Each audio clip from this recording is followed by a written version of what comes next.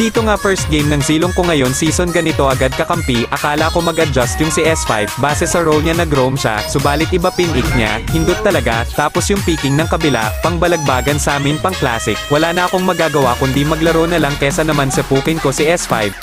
Dito mabibigyan ko si Son.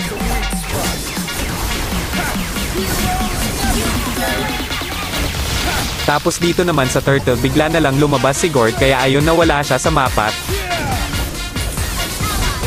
Tapos dito nakita ko sa mid lane si Son kaya anabangan ko siya dito akala ko makakaligtas pa siya kaya kahit sa torre sinugod ko na para pitasin siya.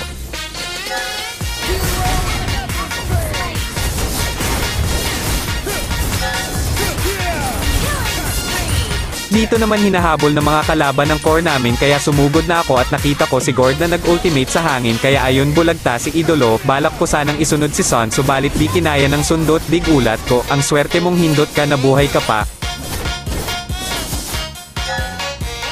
Kaya naman si Balmond na lang pagtutulungan namin dito, sorry Pogi matulog ka na muna.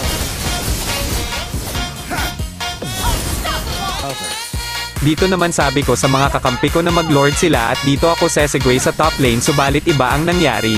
Nakita ko si Layla at Poging Balmond kaya naiba ang plano na ubos sila dito sa part nato. Tapos nung nakuha na namin ang lord balak ko lang sana wasakin ang mga tore sa bot lane subalit nandito na naman si Poging Balmond at Son kaya mabibigyan ko ulit sila dito.